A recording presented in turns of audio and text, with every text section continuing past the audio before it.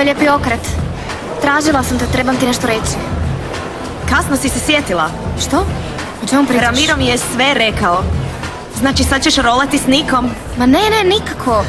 Nego neki dan sam srela Ramira i nisam znala što bi i Niko je prolazio i... Pa si ga pitala. Lagala si mi.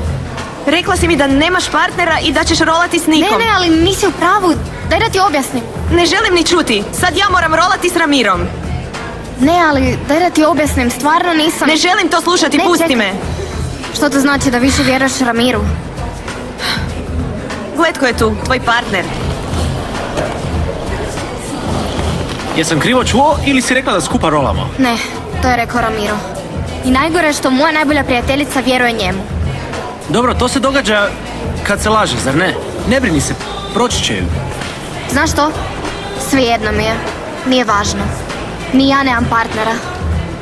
Dobro, idem. Niko, Ne. Ako razmišljaš o onome što mislim da razmišljaš, nema šanse. Neću joj se daj natjecati. Niko, Ne, molim ne. te, ali ti Neću si se svoju natjecati. gomilu nagrada. To je bilo prije. Sad radim, imam band, nemam vremena. Dobro, pa što onda? Prilagodit ću se tebi, stvarno, molim te. Ne, nemam vremena. Moram vježbati s bendom. Možemo se mijenjati. Jedan dan ja, drugi dan band, jedan dan ja, drugi dan band. Ne, nemam vremena. Mene zanima muzika. Dobro, ali gledajmo ovako. Razmisli, smisli i kad sve skupa zbrojiš, javi mi. Može? I? Što kažeš? Nisi li sad rekla da razmislim? Da, ali više nema vremena.